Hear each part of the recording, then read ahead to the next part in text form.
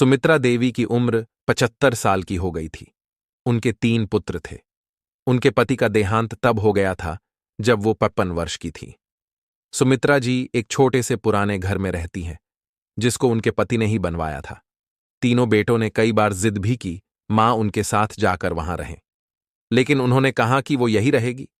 उसी घर में उन्हें और कहीं चैन नहीं आता है। यह पुराना घर जिसे तुम्हारे पिता ने अपने हाथों से बनाया था, मेरे दिल का टुकड़ा है। यहाँ की हर ईंट में उनकी यादें बसी हैं। किसी और जगह मुझे शांति नहीं मिलती। आप ऐसा बिल्कुल मत सोचिए कि यह तीनों बेटे बड़े सुपुत्र थे, इसलिए यह अपनी मां की सेवा में लगे रहते थे।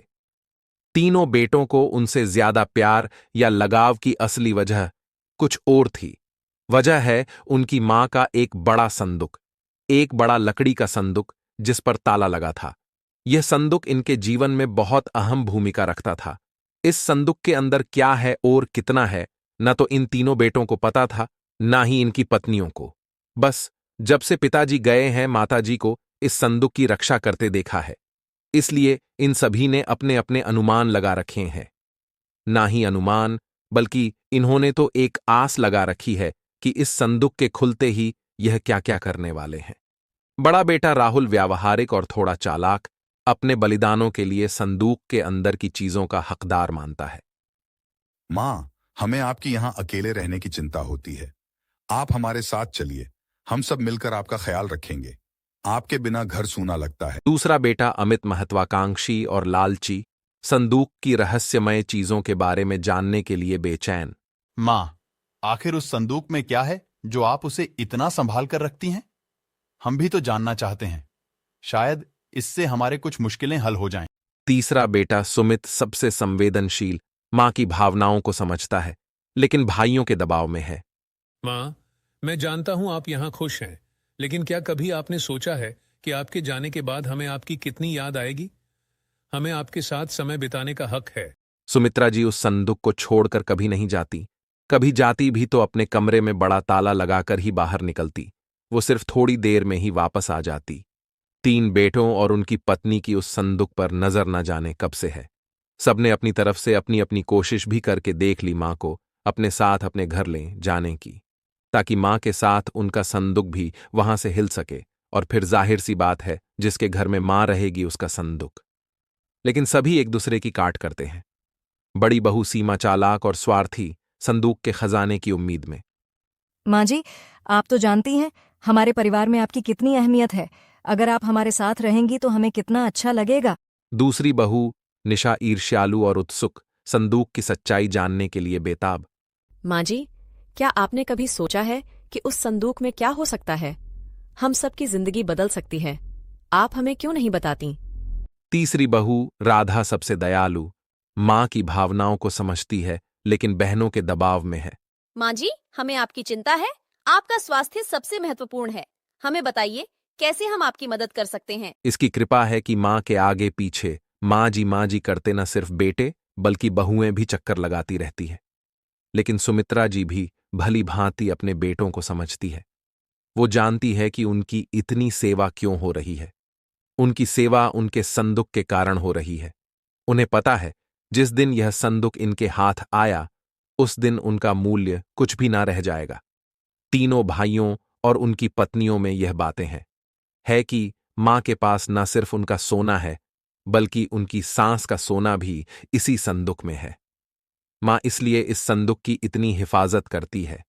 सभी अपनी अपनी कहानियां बनाकर बैठे हैं। किसी का दावा है कि उन्होंने संदूक को एक बार उठाकर देखा है, वो बहुत भारी है। मां के कमरे में इन बहुओं ने कई बार सफाई के बहाने संदूक के पास जाने की कोशिश की, लेकिन मां जी ने उन्हें बार बार टोका और कहा कि इस संदूक से अभी दूर रहो। समय आने पर इस संदूक में क्या है तुम्हें अपने आप ही पता चल जाएगा। आखिर मां की बात कौन टालता, और वो भी अभी तो कोई भी नहीं। बस उस समय के इंतजार में यह सब मां का अच्छा बेटा और अच्छी बहू बनने की कोशिश कर रहे हैं। रात में कोई ना कोई मां के घर में जरूर रुकता, लेकिन मां जी उसे अपने कमरे में सोने नहीं देती थी। इस तरह सुमित्रा जी ने इस संदूक के सहारे 20 साल निकाल दिए। एक दिन मां जी तबीयत नहीं थी। अक्सर जब तबीयत बिगड़ जाया करती थी, तब उनके बेटे उन्हें अस्पताल ले जाने का कहते थे, लेकिन वो उसके लिए भी राजी नहीं होती थी। वो कहती थी कि डॉक्टर को यही बुलवा लो। उनके बेटे ऐसा ही करते थे। इस बार जब उनकी तबीयत खराब हुई तो डॉक्टर ने कहा कि उन्हें अस्पताल में एडमिट करना ही होगा, वरना उनकी हालत खराब हो सकती है। और फिर उम्र भी बढ़ती जा रही है, आखिर कब तक यह शरीर साथ देगा? डॉक्टर के यह जवाब देने पर तीनों भाइयों को दुख से ज्यादा उत्साह दिखाई दिया। उनकी पत्नियों की आंखों की चमक साफ दिखाई दे रही थी। सुमित्रा ने उन्हें कमरे के बाहर कहोश फुस करते सुना। तीनों इस बात पर चर्चा कर रहे थे कि मां के जाने के बाद संदूक में जो भी है वो आपस में बांटा जाएगा, सबको बराबर बराबर मिलेगा। सुमित्रा जी ने जब यह सुना तो उनको अंदाजा लग गया कि अब समय हो गया है इन सबको यह बताने का कि आखिर इस संदूक में क्या है। उन्होंने आवाज लगाकर अपने तीनों बेटों और बहू को अंदर बुलाया। सबने आते ही कहा, मां, अस्पताल चलते हैं, आप वहां जाकर ही ठीक होगी। मां ने कहा कि पहले वो जान लो जिसके लिए तुम सब इतने सालों से चक्कर लगा रहे हो, उसके बाद तुम्हारी मर्जी। मेरे प्यारे बच्चों, तुम सब इतने सालों से इस संदूक के पीछे पागल हो, लेकिन अब समय आ गया है कि तुम सच्चाई जानो। इसमें तुम्हारे लिए कुछ है, लेकिन शायद वो नहीं जिसकी तुम उम्मीद कर रहे हो। तुम जानना चाहते हो कि इस संदूक में क्या है? केवल पत्थर। पत्थर जो मेरी तन्हाई और तुम्हारे पिता की दूरदर्शिता का प्रतीक है। असली मूल्य इस संदूक में नहीं बल्कि हमारे बीच के प्यार और देखभाल में है, इसे याद रखना। कपड़ा खुलते ही कमरे में मौजूद हर एक इंसान का मुंह फटा का फटा रह गया। उन कपड़ों में से निकला एक भारी पत्थर। तीनों के हाथों में था एक एक पत्थर। ये क्या मां, इतने दिनों से तुम इन पत्थरों को संभाल कर रखी हुई थी और हमें बेवकूफ बना रही थी। हमने सोचा तुमने गहने संभाल कर रखी हैं। मैंने तुम्हें कब बेवकूफ बनाया? और गहने तो थे, बहुत थे, लेकिन कब किसके लिए कितने बेचे इसका मैंने हिसाब नहीं रखा। जब तुम्हारे पिता आखिरी समय में थे तब हमारे पास कुछ नहीं था। तुम तीनों ने शादी के बाद ऐसा मुंह फेरा।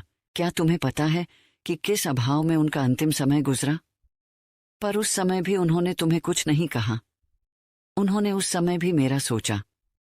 उन्हें पता था कि उनके जाने के बाद उनके बेटे मेरे साथ भी यही करने वाले हैं, इसलिए उन्होंने मेरे लिए इस संदूक का उपाय खोजा। देखो कितना सही उपाय दिया था। तुम लोगों को बेवकूफ बनाना या तुम लोगों से सेवा करना ना उनका मकसद था ना मेरा। वो तो चाहते थे कि उनके जाने के बाद मैं अकेली ना रहूं। सभी बेटे बहू अब कमरे से बद्ध-बद्धाते हुए और गुस्से से निकले। करीब 1 घंटे तक मां के कमरे के बाहर ही सब एक दूसरे पर अपना गुस्सा निकाल रहे थे। बहस हो रही थी कि अब मां को अस्पताल लें जाना है कि नहीं, और ले जाएगा तो खर्चा कौन उठाएगा। मां जी अपने बिस्तर पर लेती हुई सब सुन रही हैं। बस इतनी सी थी ये कहानी। अगर आपको ये कहानी अच्छी लगी हो तो कृपया वीडियो को लाइक करें, शेयर करें और कमेंट में बताना ना भूलें आपको वीडियो कैसी लगी। और अगर आपने अभी तक चैनल को सब्सक्राइब नहीं किया है तो चैनल को सब्सक्राइब करें ताकि आपको आने वाली नई कहानी तुरंत मिल सके। चलिए मिलते हैं नई कहानी के साथ, तब तक के लिए धन्यवाद।